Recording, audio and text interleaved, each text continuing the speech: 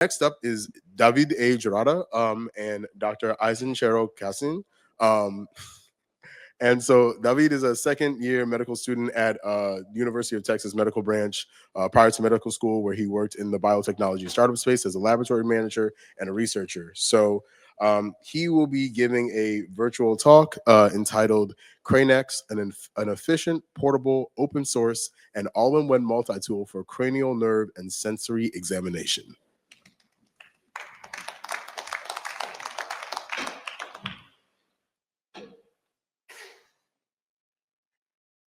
Hello, my name is David, and it is a pleasure to present here at the Open Healthware Conference. It is truly a fantastic opportunity to be able to see what like-minded people are innovating and present to them what we have been working on. So without further ado, I would like to present to you CraiNex, a compact 3D printable multi-tool for comprehensive cranial nerve examination. Like I said, I'm a second year medical student at the University of Texas Medical Branch, and I earned my degree in biomedical engineering from the University of Texas at Dallas. My wonderful collaborator and mentor is Dr. Aysen Chassim. She's a medical prototyping lab lead and is assistant professor in the Department of Pathology. Prior to discussing the prototype, I would like to discuss what the cranial nerve examination is. So the cranial nerve examination is a neurological fundamental assessment that is performed by various physicians, such as primary care, neurology, ENT. This is also something done in the emergency room. And it evaluates the function of 12 cranial nerves, focusing on cranial nerve 1 to cranial nerve 8 in routine exams. What are the cranial nerves? There are nerve fibers that extend from various parts of the brain, and it allows us to see the health of the brain.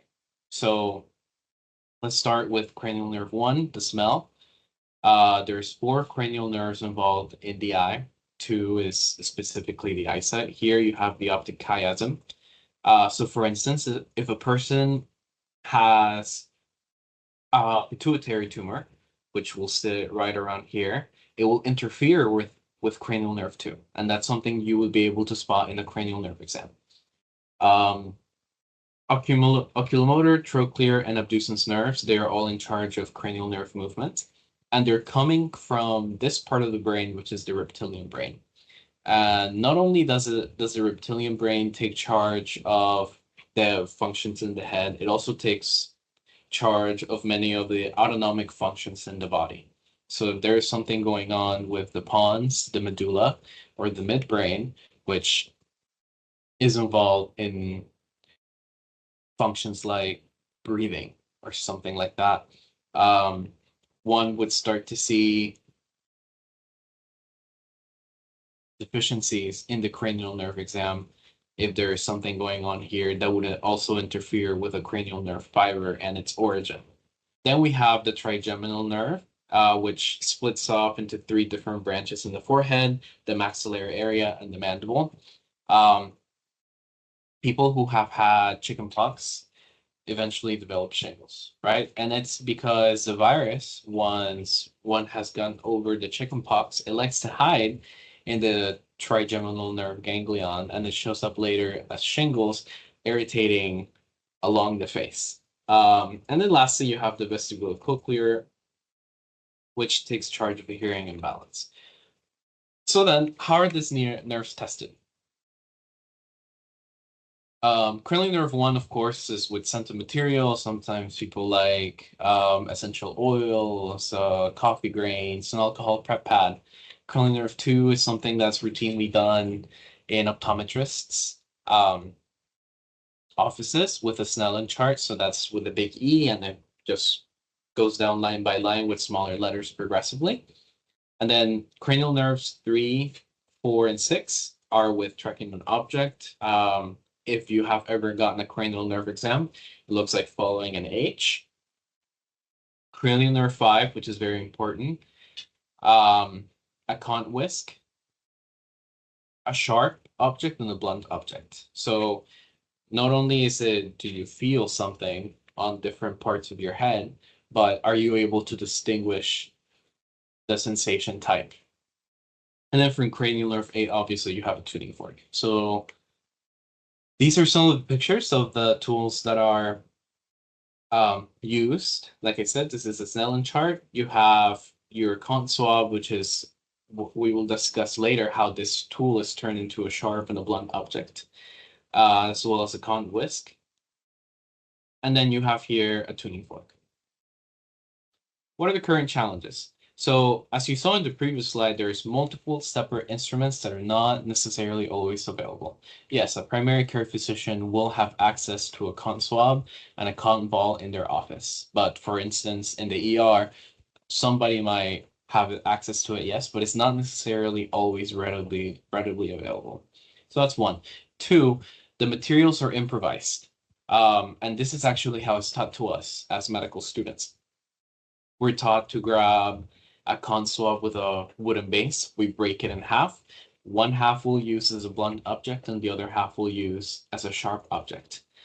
And then cotton balls are made into thinner pieces of cotton that we use as a soft touch. Then from there, there's also portability issues. So the tuning fork that's usually used for cranial nerve exams is actually really large.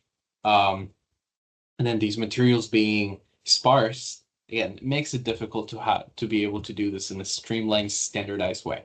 Then lastly, not only for cranial nerves, but also for the wider neurological exam, temperature testing is something that's sometimes suggested to be done if materials are available to you.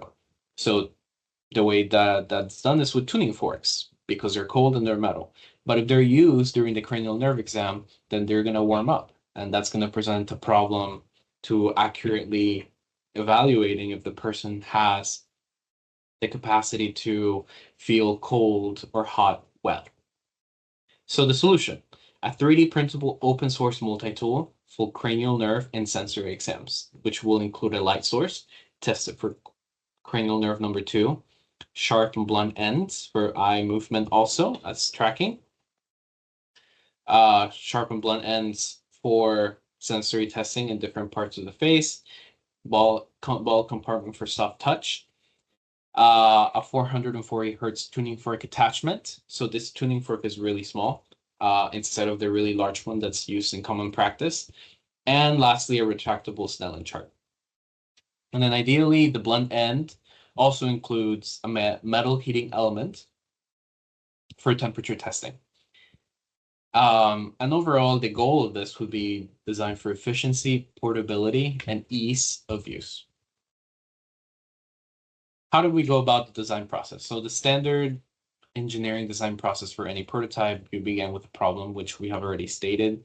We brainstorm in a piece of paper, talking about different ideas on how to put all of this together and solve all aspects of the problem.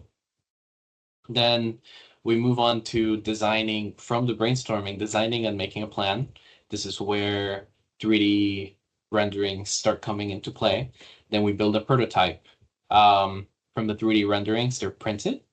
Our initial prototype had these dimensions. And then as we used it and tested it, we evaluated, improved, and printed it again, and so on and so forth. A lot of people say that prototypes aren't truly done. There's always some way in which you can inform yourself and you can improve your prototypes. And this remains true with CraiNex.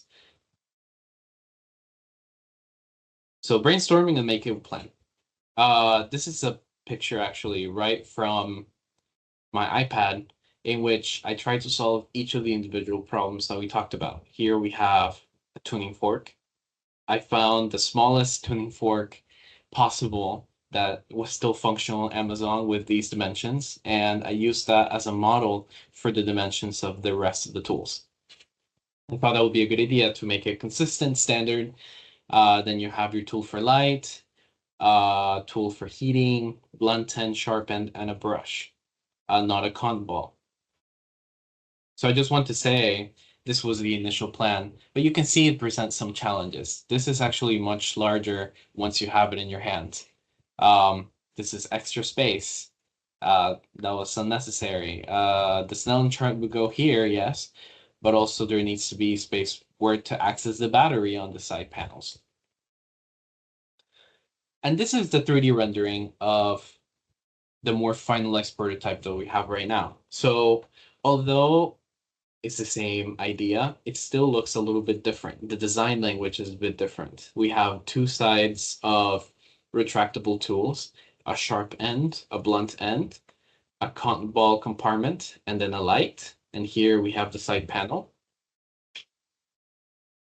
Other pictures include here, you see on the inside, this is where a battery would go.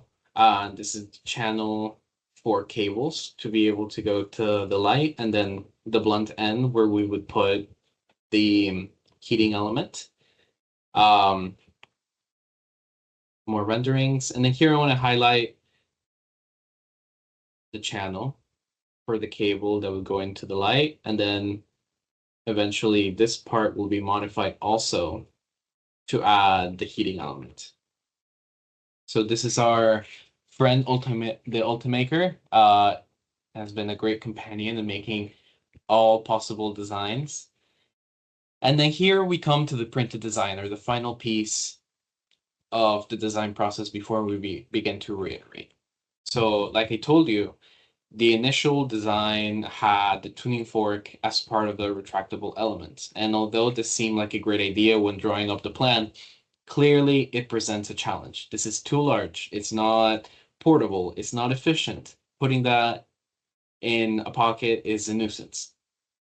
So then instead of having the tuning fork inside, we decided to put it as an attachment, something that can be snapped on or off of the multi-tool without compromising on the size.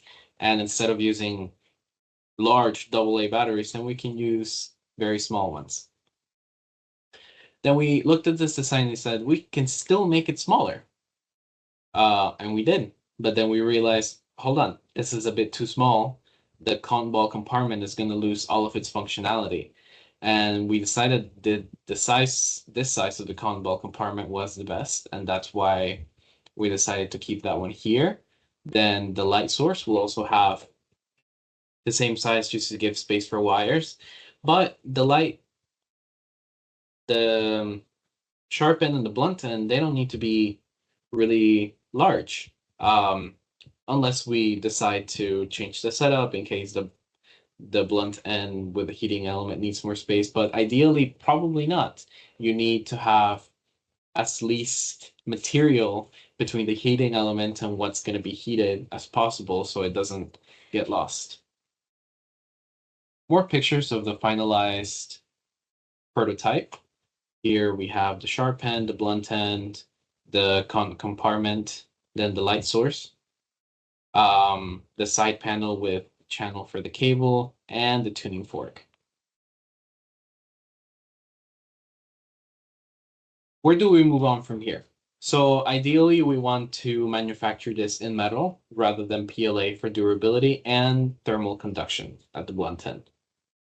We want to add the Snellen chart that we talked about. It's a matter of finding one that complies with our size specifications or simply making one if it comes down to it.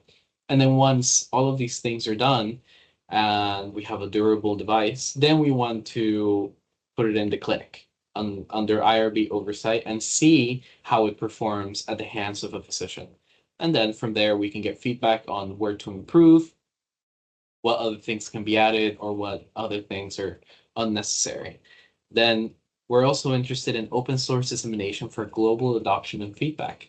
And then lastly, potentially integrating it into medical education and telemedicine kits. If a person wants to do a cranial nerve exam at their home in a telemedicine appointment, this tool with instructions would be a perfect way to do so. It would be standardized, and if globally adopted, it would be something that would be used at the clinic and at the patient's home without having to find a way to standardize scatter materials.